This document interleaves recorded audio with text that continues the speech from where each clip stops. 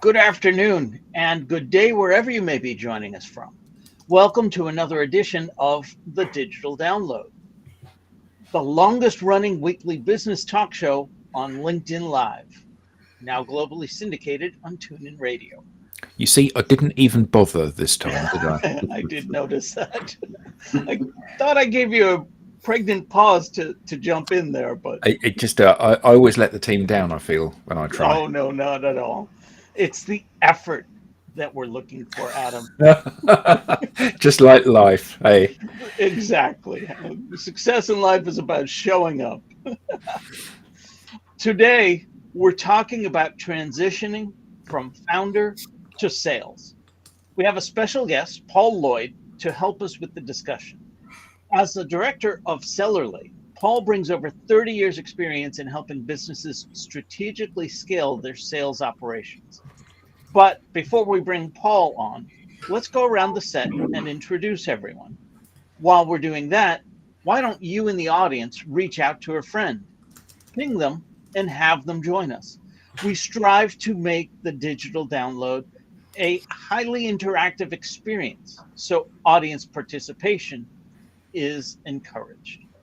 All right, with that, Adam, would you kick us off, please? I would be delighted to. I'm Adam Gray. I'm co-founder of DLA Ignite, and I'll steal Tim's saying here because clearly it gives you the opportunity to follow up, Rob. I'm famous for writing the book Brilliant Social Media. I couldn't remember what the book was. It's so long ago that I wrote it. So, Brilliant Social Media. And I'm delighted to be here, and I'm really looking forward to this session today. Excellent. Thank you so much. Bearded sales guy, Alex. Hello, glad to be here. So yeah, Alex Abbott. I'm famous for being called the bearded sales guy. A fun fact about me, despite Adam advising me not to share or publicise this, I was born in Wales.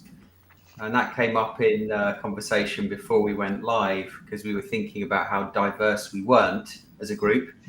But then Rob pointed out that we're from different parts of the world. So I'm born in Wales. I live in Portugal. I'd love to know where everyone else is dialing in from. Lucky dog.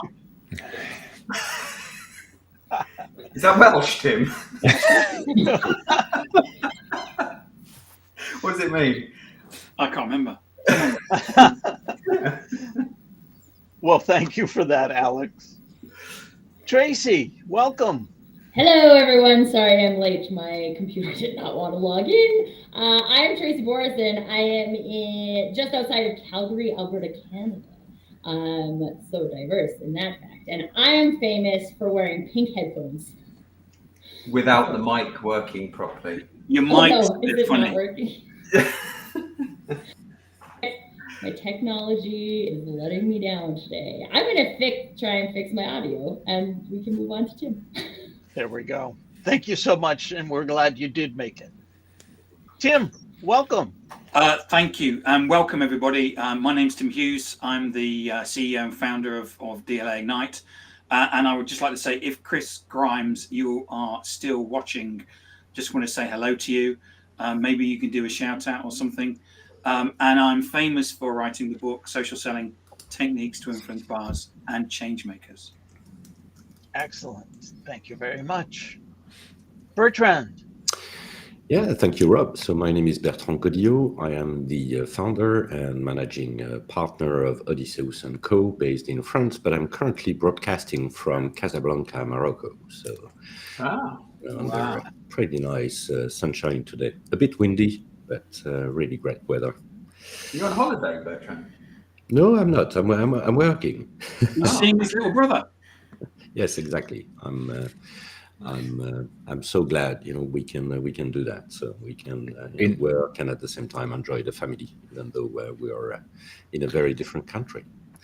So In all the LinkedIn lives in all the world, you had to walk into ours. There should be some kind of Casablanca quote here, shouldn't there?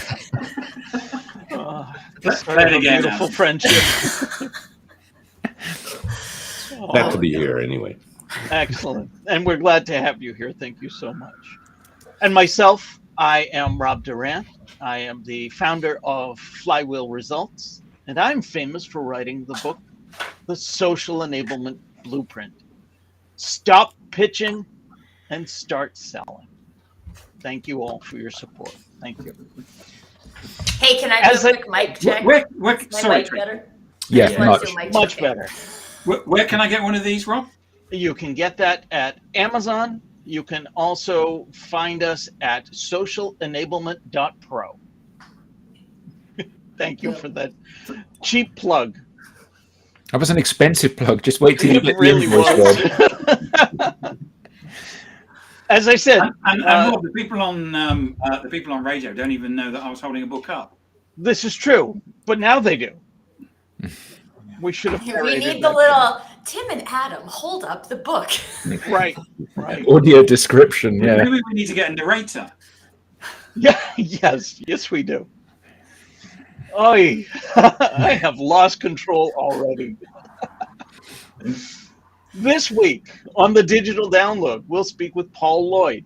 With decades of hands-on experience and a track record of driving significant growth, Paul has guided numerous businesses through this transition. His approach combines practical advice with proven strategies to help you elevate your sales performance. Let's bring him on.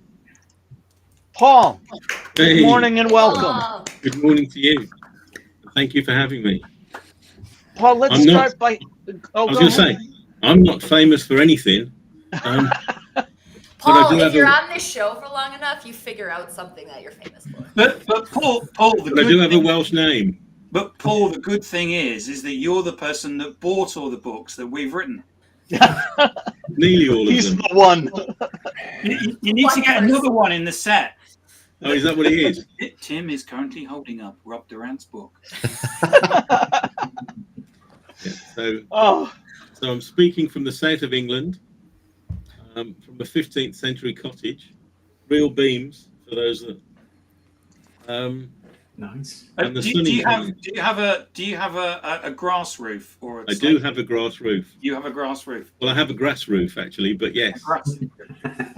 Well, it's actually reed. It's not straw, so it's Is it not? So mine is long straw. Yours is water reed, is it? yeah. So mine's reed. Hmm. And apparently it burns very well. My son works in the insurance game. He works with high net worth individuals, and they refer to thatched houses as tinder boxes. So, and I can't get insurance through him. Yeah, Or my it's increasingly a struggle as time goes by, and there have been a number of house fires around us, so it's always a bit scary. There's about 60,000 in the country. wow. Not fires, but thatched. But Paul is also an apiarist. He's also an apiarist. Yeah, What's All right, you're going to dangerous? have to define that. I keep bees. he keeps bees. Oh, okay. Although I recently moved, so at the moment I don't have any bees because with the weather we haven't sort of bothered investing this year as of yet. But my plan is that I'll have probably 6 or 7 hives by the end of the year. Right, so you're a fan of honey, I take it. We do like honey, yes. Mm. I'm just a fan of bees. They're just magic. You know, they're sort of fascinating, and they've been doing it for thousands upon thousands of years. So. Well, Here we are. let's kick this off by having you tell us a little bit more about you, your background, and what led you to where you are today. I started operating mainframes when I first left school. So I worked in a time when you loaded tapes like the James Bond films. You know, the James Bond films are the little tapes that do that, and the tapes go up and down. So I worked around there. Then I became a swimming pool attendant. So I spent a couple of years. Sorry? A lifeguard. A lifeguard, yeah. Yeah. There's a lot of advantages to being a lifeguard when you're a young chap. So I did that, and I did a number of management qualifications. So essentially, I ended up running sort of leisure centres for local authorities. Anybody that knows me would know that working for local authorities and councillors and the like doesn't really fit well with me. So I didn't do that for a massive length of time. And then I moved into selling, at the time, PCs. So I started in the channel probably just before there was one. And throughout, I guess, 30 odd years now, I've worked in big companies, little companies. I've sold enterprise and SME. I've managed upwards of 70 salespeople and downwards to 2, and everything in between. So where I work these days tends to be within the MSP space, because there are lots of technical people who have started businesses, who've grown, and they've done the recommendation and referral piece, and they've now got to the point where Tim has put his hand up. they get to the point where they can't go any further. What's an MSP? Oh, I do apologise. A managed service provider. Okay, You would understand. What's an MSC? Is that medium, small enterprise or something? SME being small, SME. medium enterprise. It's obviously my dodgy accent or a dodgy microphone. So I tend to work with smaller businesses, or it may be that they've got a small sales team, but they don't know how to manage it, or they don't know how to direct it, and so I offer a sort of a virtual sales director type role. So I'll sort of help and coach from the outside, some mentoring, some coaching, sometimes doing the job. So, but all from a sort of a top-down type of approach. I tend not to get involved in the kind of sharp-end sales training, because it bores me to some extent, I guess. But I mean, it's fascinating. So I've got some big clients, but generally speaking, they're quite small. You'd understand MSP services as outsourcing. Us old people know it as outsourcing. Let's kick off today's discussion with a foundational question. For the founder transitioning into sales, what are the key steps in transitioning from a founder to a sales-focused leader? Mindset. Mindset. I think that the hardest part, in many respects, the hardest part of what I do is to get them to start to think about achieving a number than perhaps just getting there. So, when they run their businesses as it is at the moment, and they get recommendation and referrals, and if they don't get any, they're reasonably happy with it, because it grows over time. So many of them have been in business for 10 years and they've added 3 or 4 clients a year, and now they're doing $1.5 million or whatever it happens to be. But when you start talking to them about they want to grow, and you say, well, you're going to have a plan, and now we've got numbers, and we've got to go from here, and we've got to reach those numbers, which means we have to do something. And that's a concept that they don't necessarily grasp the first time. So, Paul, I have a question, and I might be jumping ahead because I tend to do that. But from a mindset perspective versus like sales skills perspective, because I think a lot of people who create businesses to fill a gap in an industry may not identify as a salesperson. So in your experience, would you say it is more about the mindset and or a specific mindset, or sales skills? I think initially it's more of a mindset, because what they've done is they've grown their business. A lot of them, they've been made redundant. They've got some technical skills. They know somebody who needs some help, who knows somebody who needs some help, and they put that together. And then they go and the first recruit tends to be an engineer, which really it shouldn't be. It should be somebody in admin to do all the other bits of work. But they take on an engineer, and they grow through recommendation and referral. And then when they then want to grow what I would class as deliberately, so I have a tendency to sort of start looking at selling deliberately rather than waiting for it to happen to you. And when you start that, there is sales process involved, but I genuinely don't think at that stage it's a clever, this sort of clever sales. It's a process to get them used to the idea of moving things through a pipeline and winning business, then they add their first salesperson, and then once you get into one or two of those, then the salespeople will obviously need some training. But in terms of getting the structure right to be able to do that, it's the bit that they all miss. They just think, give them a desk, give them a chair, or give them access to Google, and they'll go and bring us some business. Because nothing like that. So. Yeah. Is it that many of these leaders have probably not been in sales themselves? Well, that's fundamentally the issue. Is that I was saying to Rob before we started, certainly in the UK, sales is the job you do when you can't get a proper job. So a lot of these people, they're technical, and everybody can sell, can't they?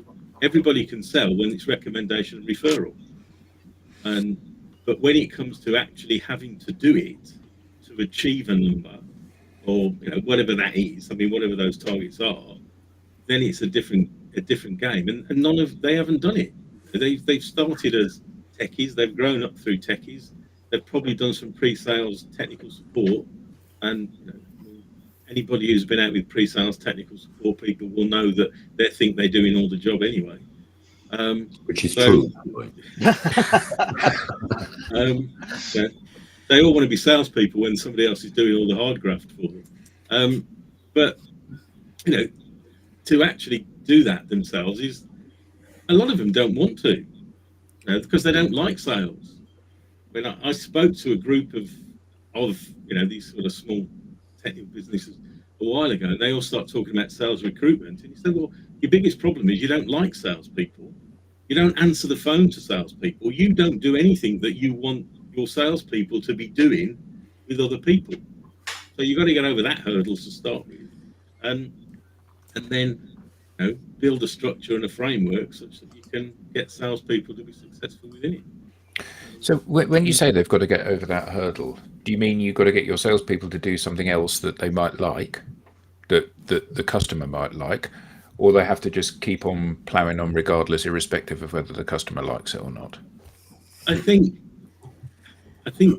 that you need to be in control of the sales process, and there's lots of inevitably there's lots of people selling lots of books with all sorts of fluffy stuff in, but fundamentally what we need people to have a constructive conversation with people with a problem, and I think in this day and age, then we can do everything that we used to do in sort of 10 or 15 minutes, and with the advent of social and the various sort of softer approaches to people to find prospects, I don't think it's any easier, but the tools that we're using are far more efficient. But it's consistency is the bit that they don't understand. It's I sat in a room full of these people the other evening, and they're talking. They've all got the same problem. They can't sell things, and unless somebody goes and asks for it fundamentally. And you say, well, you need to be doing your social work, you need to be doing some emails, you need a newsletter, you need all these things to be touching people regularly. I said, well, we've done that, we've tried that, and it didn't work. How long did you try it? Well, we've done it once. We've had a LinkedIn newsletter 3 times, and nobody's phoned me and ordered anything, so that doesn't work. Well, it's time. Your enemy is time, isn't it? In the sales environment, your enemy is time. So, but they don't get it, because technically, I think if you're a technically biased person and you have something that you've got doesn't work, you try and fix it. If the first thing that you do to fix it doesn't work, you don't do that same thing again. You'll try something else. If that doesn't work, you try something else. And I say to them, look, I can send an email, or it can be a post on LinkedIn. I can do the same post every day and get a completely different response every single day. And it might fall flat for the first 4 days, and somebody give me an order on the 5th. But it's exactly the same. And that whole concept, they don't grasp, because they don't think that way. But we're psychologically at either end of a continuum, aren't we? Well, and I think so. Paul, I didn't cover this in my intro, but my background is marketing. So I see like what you're talking about with email and stuff all the time. And I think this is why I appreciate that you started with mindset, because there's the mindset that people don't know how to do marketing or they don't know how to do sales. And so if you're going into these types of activities and you're like, well, I'm just no good at marketing, it's not going to work. Right? The results are going to match the mindset that you bring to that. And so I'd love to explore, because I'm sure you've had like different clients who've been successful with different things. So what type of things can people try as they're going through this exercise to figure out like what does work for me as a founder from a sales perspective, which might be different than what works for a different founder over there? I think, I'm not sure that it is. I think the context is different, and I'm old and therefore fortunate that I've worked in lots of different aspects of the industry, and as a consequence, then I can generally contextualize things. And I think one of the problems with all the experts in the world is that there tends to be no context. So I think when you're actually going through it, there's a set of things. If you want to build a sales team, you want to build a sales structure, there's a few things that you need to get in place before you put salespeople in it. So, some of it is marketing. I mean, I tend to look at marketing with a small m rather than the colouring in book sort of end of it. But so getting your sales story right and understanding where you're going to sell and what your target market is and talking in their language and all those sorts of things have to be done. And then you plug in you're plugging in the salespeople into that to give them half a chance of being successful. Now, there's nuances around that, because if you're selling complex solutions, I mean, most of the people I deal with are selling outsourced services or managed services, which, for all intents and purposes, is a complex solution. So there's a little bit more involved in that rather than 50 laptops or 50 desktops or whatever it happens to be. So you mentioned a sales story. Can I ask you to tell us more what you mean about that? How can a business develop a targeted sales story and a sales process? The way that I do it, and is built around the sales story itself, is built around what is it, why do your clients deal with you? So if somebody says to you, what do you do? If you're not telling them what you do, you're telling them why people deal with you. And then looking at the pains and issues that you solve for that client. So, and I've got a template which I want to say I stole out of a book by Mike Weinberg, but essentially, he doesn't watch the show, Paul. So well, he might do if I'm on it. Touche. But so I've got this structure which is a simple intro. People deal with me because, so in my case, IT companies deal with me when they become an accidental sales manager, and what do I offer, and a series of, and then I can from that structure, I can do an introductory email, and it's an internal document. So if I've got people join me, I can give it to them and they can do an introductory email because they know the 4 or 5 main, I don't like pain points, but the sort of issues that people have, and they know the 4 or 5 unique selling points of your organization, but it's in the language of the client. So if you're talking to accountants, it's in a language that accountants use. If you're talking to lawyers, then it's in the language of lawyers or whatever it happens to be, so that they resonate with you. And then everything you do across the various platforms today just reflect that story. So if that's tight and neat, then you're in a much better position that people are going to be able to deliver for you, because they don't have to think, but they've got the weapons to be able to go out and deliver on your behalf. Which also enables marketing to tell the same story. I like this. Indeed. And when you say target market, Paul, what do you mean by that?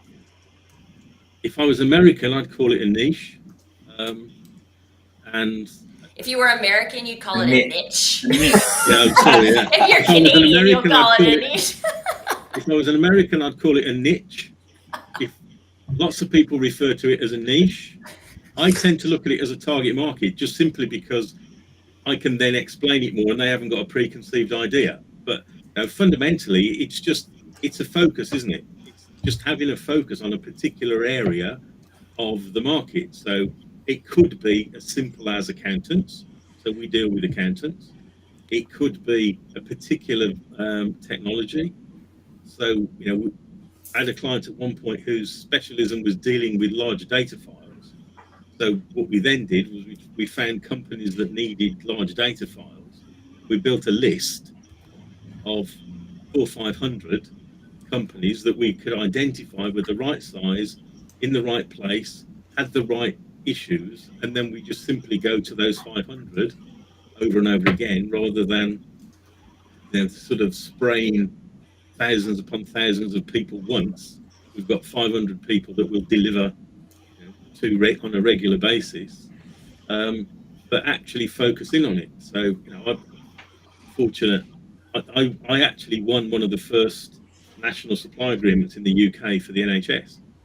So we actually built a team selling to the NHS, and I created I actually called it NHS Direct before there was an NHS Direct, which doesn't mean anything to anybody who's not in the UK. But we have a service now in the UK called NHS Direct, and I used to have a phone number 30 years ago that was NHS Direct, and we used to do a regular email, but we could talk to them in their own language. We could talk about people that they knew, who they were within that community. And then I built a team selling to building societies, and we didn't have any building society specialism, but we had a case study, and we wrote a list of all the building societies, and we went and talked to them in their own language about the things that they were interested in. And it's that focus that makes it successful. It takes a little bit more time. Isn't the challenge, though, that you go to talk to somebody in their own language, but they're not listening? And the reason they're not listening is that there's 1,000 other companies that want to talk to them in their own language, that claim to be top quartile in performance, or customer focused, or absolutely putting the customer, or having these unique attributes, or being market leading and having case studies that look just like their company. And you're just another person that's banging on the door, and they're not listening. And the challenge is getting them to listen, isn't it? I think so, but I don't think there are all those people that focus and do that piece of it. Lots of people talk about it, and too many people have too broad a market to go to, or they're doing it in it's not honed, would be a good word. Well, that's certainly true, but the challenge is that you write something which absolutely is designed to resonate with me as a insert niche that I'm in there. So that's the person. So you write something that absolutely is designed to resonate with people like me, and there are loads of people in that group. There's 6 of them on the call. So that's your target market. But the challenge is that I only know that your communication resonates with me when I've read it, and I'm not going to read it because I'm too busy. Why the hell would I read your thing? Because I don't know who you are. You're just another person saying words to me. It's like when you go onto LinkedIn, or you open your email, or you go to any kind of website that has banner advertising on it. Everybody claims to have the solution to solve your problem. And the challenge invariably is, I like that, Rob, with you being the large image. And the person who's talking not on the screen at all. Yeah, that's a win when it's me speaking, I know. But the challenge is breaking through the noise and the barriers that people have. Because, Tim tried to sell me something, and he said, I am absolutely the person that can help solve this problem. And then 2 minutes later, I had Alex phoning me up, and Alex said, I'm the person that can solve your problem, and I'm better than all of my competitors. And then I had a call from Bertrand, and Bertrand said, I can solve your problem. And actually everyone's saying the same thing. And there's this commoditized value. No salesperson ever reaches out and says, we're second best, we're a little bit slow, we're not always dependable, and we're a bit expensive. Every salesperson says they're market leading and best. And they can dress it in the words that resonate with me, but isn't the challenge today to be in an environment where there's 1,000 people selling what appears to be the same service. And it may be that it's a different service, but I'm not sophisticated enough to know whether your product is better than Alex's. Isn't the challenge to get me to consume your content these days? I mean, I guess so, but I think if you're building your profile and you're getting the right things in the right place, then, you know, if you're lucky, they're coming to you. But when it comes down to it, I'm not going to approach you and say I'm the best. I'm going to approach you and say that my understanding from the research I've done around you is you have these following issues. We've got things that fix that. So, you know, let's have a sensible conversation. But that's not going to be the first time I call. You know, that's going to be built up over a period of time by using all of the various tools and approaches that I've got available to me. Now, you know, when I started, I started in enterprise sales. So my niche was 12 accounts. I had a target list of 12 accounts. So my job was to sell to them, not 13, 12. And, you know, most of those had got suppliers, and you built a reputation. So you would speak to them. You'd go to events where they were at. You'd be in a position where you had to do research around them. You'd speak to their vendors. And you know, from time to time, I'd clip things out of the Sunday Times business page and stick it on a compliment slip and put it in an envelope. So all those sorts of things I would be doing all the time, and that would take me days. I can do all that now in 15 minutes. But when I talk to you, I know so much about you that if I've done that work, then you know, you are going to relate to me because I'm saying the right things, and people want to buy from people like them, don't they? You know, at the end of the day. That's the point that I'm driving at. The point is that I got it right then, did I?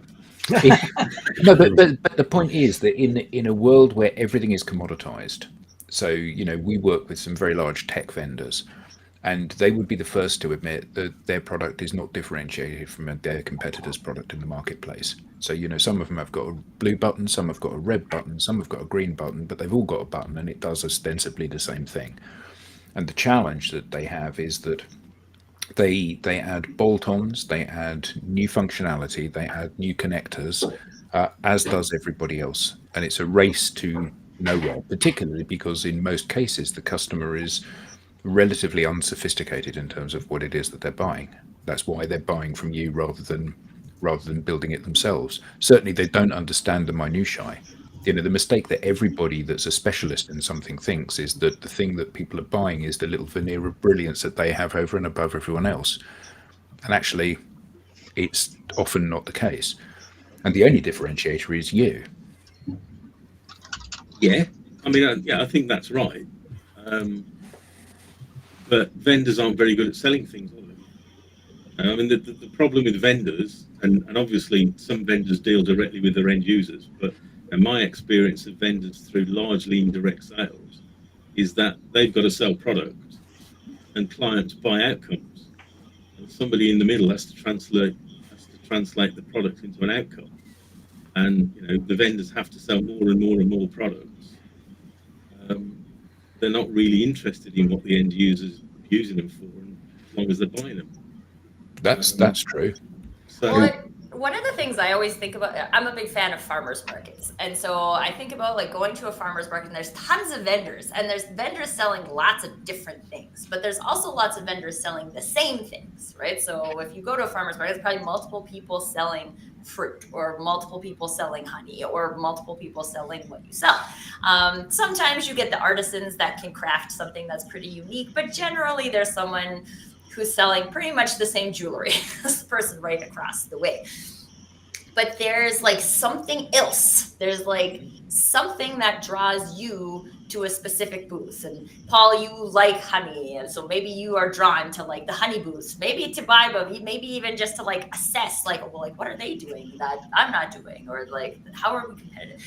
But like, we all as individual consumers have that experience that we're going to resonate with specific people selling specific things, and we are not going to resonate with other people.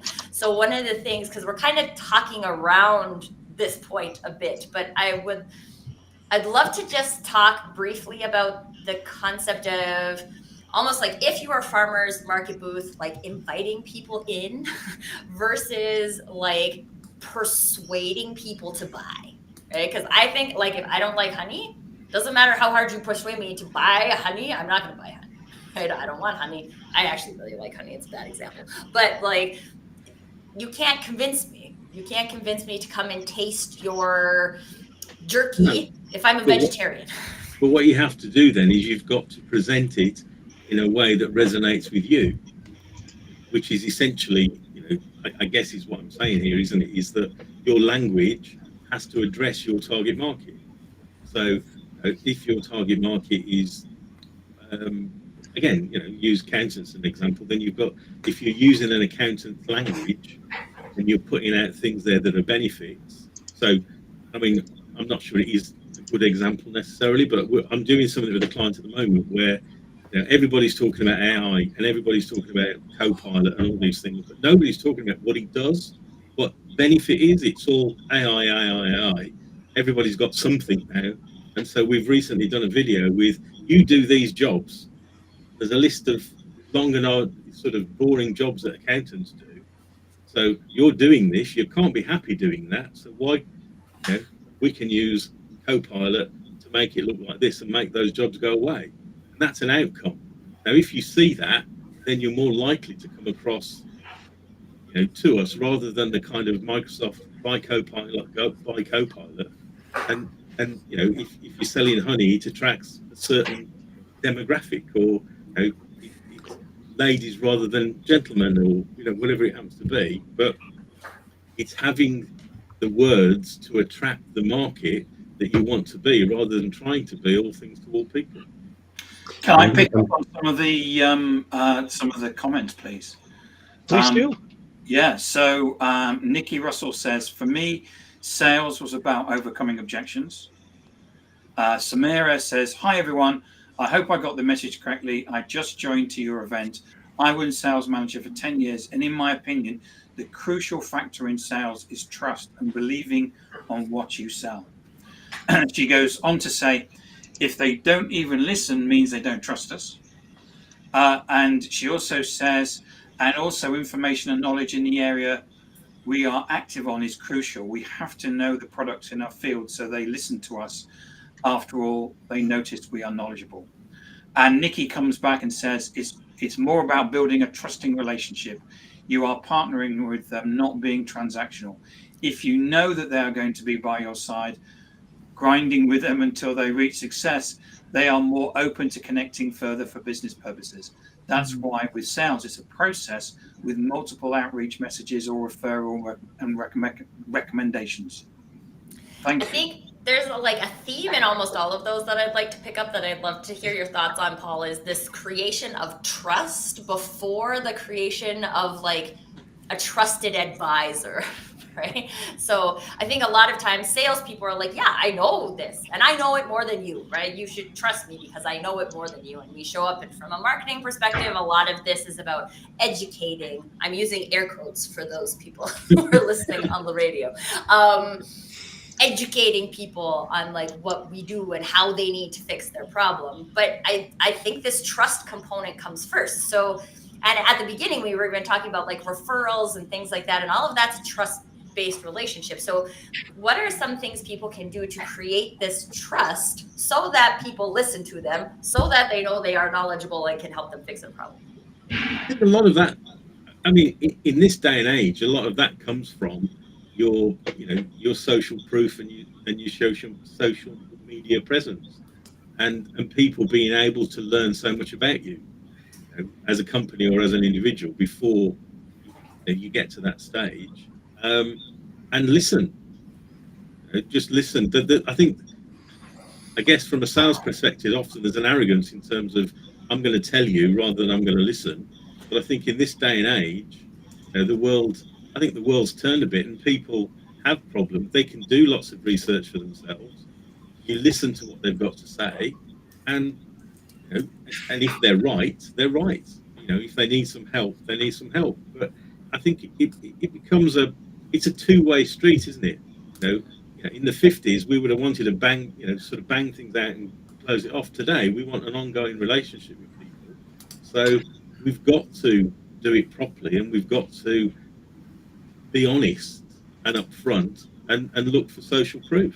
I mean, a recommendation, the process of a recommendation is somebody comes to me and says, who do you use to do your IT support? So the first thing they would do is they make a judgment on my ability to actually make a referral. So if I've referred somebody who's naff in the past, then they're not going to want to do that. But then they have a requirement, because otherwise they wouldn't be asking for a referral.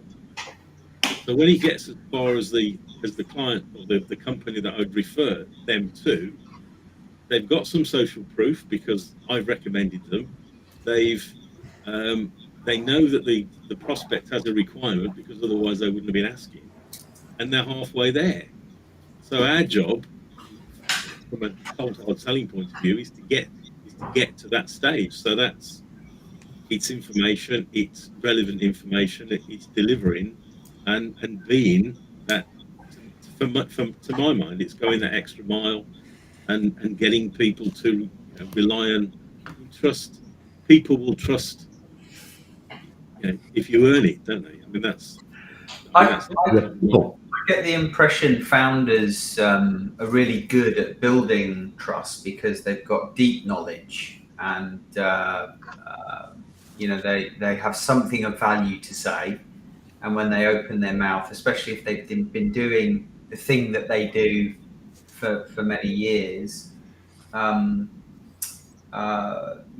talking to their target audience, and their target audience is kind of interested in what they have to say. But then that challenge is scaling the business from. But they're also very passionate about it, aren't they? Now, if you can't sell your own business, and it's passion and it's excitement and it's every client that you've got, everything you've done for them, all the reasons that they deal with you.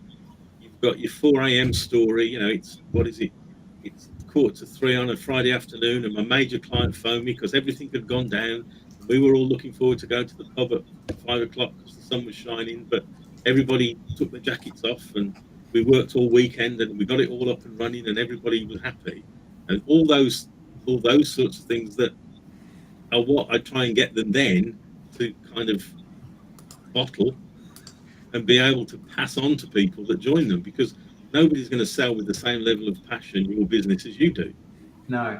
And then the challenge, that chasm that they have to cross, I think, listening to some of the conversation about messaging and then arming other people, let's say salespeople, with that message, they don't have the same level of passion as the founder. And so if you think about how things have changed over the years, and to Adam's point, is tapping into an individual's personality and their authenticity that is going to open the door. And I think listening to some of the comments or reading some of the comments here from Nikki and Samira, it's that trust, isn't it? And but I think this is also interesting, Alex, because if a founder can speak very passionately about the business and why it exists, and I think that also, while a salesperson is like now an arm's reach, right? They're not the creator of that. But I think when we have the opportunity to share that kind of story, it allows us to attract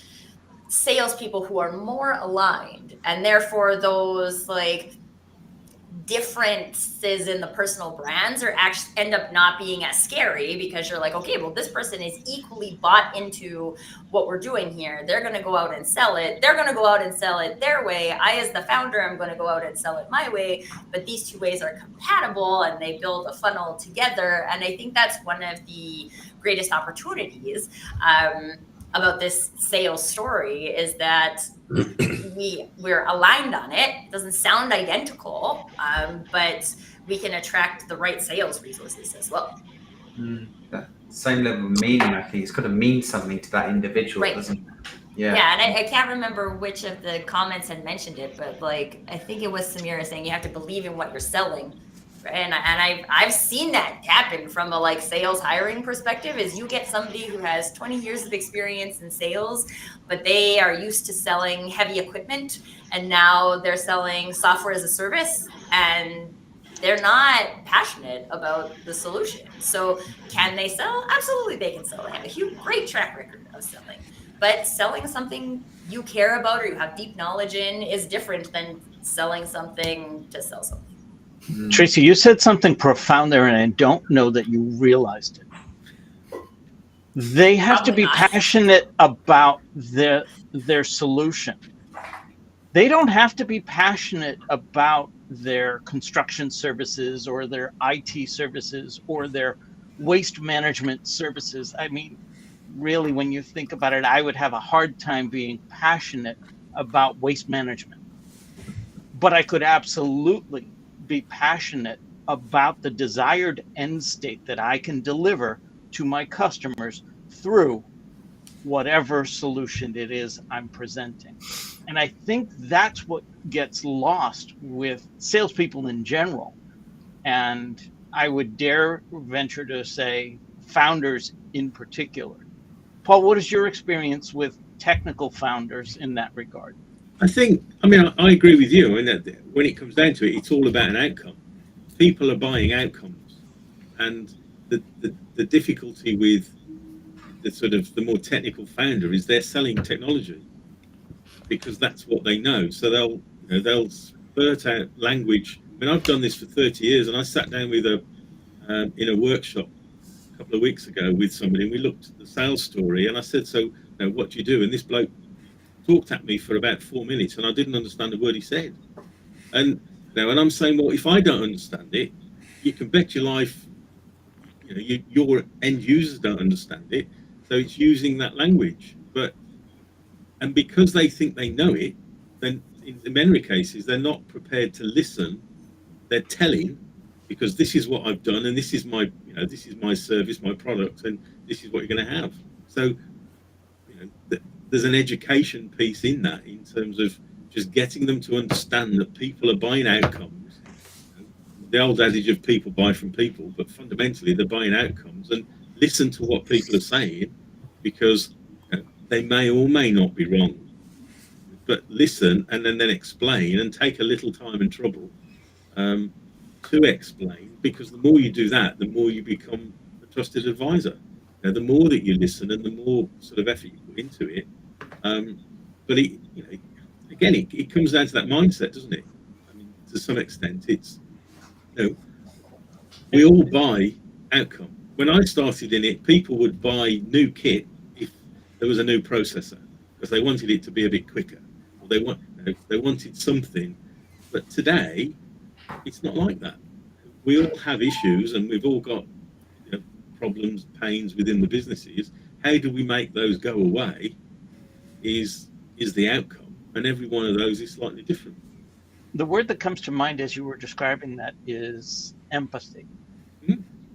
Is technical prowess compatible with empathy? I think it depends who you're selling to. If you're selling to IT directors or heavily technical people, then obviously you can have empathy. With normal people, it's more difficult.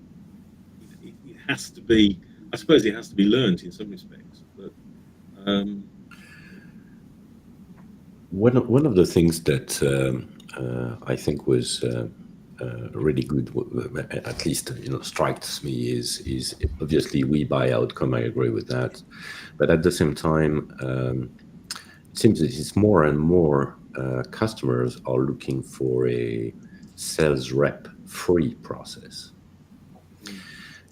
So I think before you get the opportunity to actually sell the outcome, you first need to be allowed to. I think there's also like something there. I've been thinking about this for a long time. Is that why? So people are being told, lots of people are saying they don't want to talk to a sales rep until 70 whatever way through the process. But like, why is that? And like, because there's things that I buy, like I will not buy a car without talking to a sales rep, right? Like I want to talk to a person who knows more about the car than I do, then I'm going to test drive it, then there's a further process. But there's things we always buy with reps, and there are people who are even in the digital space who use a trusted advisor, and they may not know that they're like, they may not identify them as a salesperson at that point, but we use trusted advisors to build our knowledge and to make decisions. And so I think it's just an interesting phenomenon. And then I would love to hear Paul answer Bertrand's question, but I think partially that's because we've had salespeople doing really sketchy activities that aren't adding value for people. So if we have salespeople who are not doing those things, but instead are doing meaningful things that are helping people, then I don't think people mind dealing with sales. And to be honest, that was the second part of the question is, what's the role of artificial intelligence, which seems to be, spreading all over the sales process. So, so Paul, what's your take?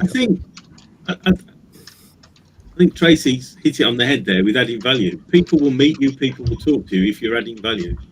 If all you're doing is going in and asking them questions about themselves and hunting products, then that has no real value.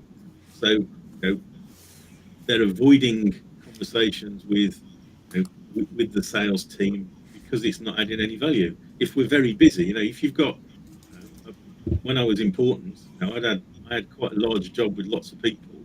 I hadn't got time to talk to idiot salespeople that wanted to spend 20 minutes having me tell them about my business, because I wanted them to come in and tell me about my business and how they could help me. And so, if you're not adding value, you're a cost. And I think in a lot of cases, people are looking at driving those costs out. Now, in terms of artificial intelligence, some of the processes will go, but we have to adapt what we're doing to add that value in that process. And that's it's content, it's advice, it's webinars with education, it's a whole raft of things to be able to help them make that decision. And if you can't help them, so if let's be fair, if you wanted to buy 15 laptops this afternoon, you'd go on the internet and you'd find the cheapest price for 50 laptops, because nobody could. The salesperson's not going to add any value to that if you know what you want. But if you wanted them connected to a network in 50 different places around the world, that becomes a different proposition. And so it's really structuring the whole thing to address your market and the people that you would like to buy your stuff. But it's, I genuinely don't think it's like it was 20 years ago when you had to drive, constantly driving it out, because we are in a world where people are looking, and just because they think they know what they want doesn't actually mean that they do know what they want when they get as far as you. So if you know your market, if you know the problems and the issues that you solve, and you can have a sensible conversation, then you're more of the way there, aren't you? Paul, I have a kind of a little bit different question just to sneak in at the end here. No, because sorry, Tracy. We're running out of time. I know. I think it will be quick. I think it will be quick because I think it's going to be a one-word answer. That's why I'm sneaking it in. So for people who have been in a sales role and have created their own business and now have to go back into a sales role, but maybe they have different sales structures or different sales strategies because they were doing what someone else told them to before, and now they can do their own thing. Do you have any quick advice for those people in terms of reframing sales for themselves? I think it's quite difficult for anybody that has worked in a company with structure to go out and start by themselves. But I think it would always be build your framework, build your process, get all of your sort of collateral in terms of standard emails and content and everything ready, and case studies and all that stuff ready, so that you've got all the answers when you're out in the field talking. And obviously we're all doing an element of marketing, aren't we, these days? So that's important, and it is different to it was 10 years ago. So if you're doing exactly the same as you were 10 years ago, then you're likely as not going to be moving forward. Rob. Well, this has been great. Thank you so much. How can people learn more? How can they get in touch with you? They can find me on LinkedIn. So, Paul Lloyd. My website is cellularly.co.uk, and if they, people want to email me, it's just paul@cellularly.co.uk. So I make it as easy as I possibly can. In the UK, I would be disappointed if I didn't come up. If you put Paul Lloyd into LinkedIn and I wasn't the first one, if you're in the IT world, I would be very disappointed. But Got it. I do put a lot of effort into that. We now have a newsletter. Don't miss an episode.